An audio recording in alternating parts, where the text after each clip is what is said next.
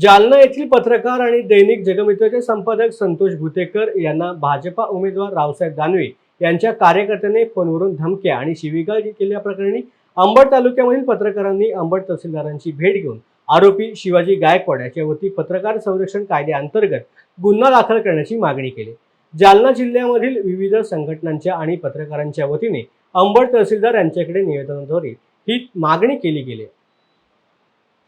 नमस्कार, मी अशोक गाडे। आम्ही आज सकल पत्रकारांच्या वतीने तहसीलदार यांना निवेदन दिलेले आहे।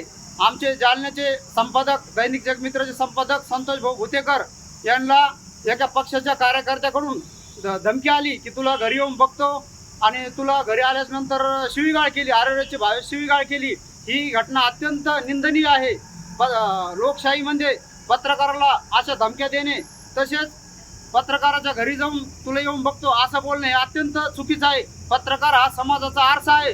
जर पत्रकारांनी रोखठाक भूमिका घेतली नाही तर सामान्य जनता यापासून नुकसान होऊ शकते। धन्यवाद।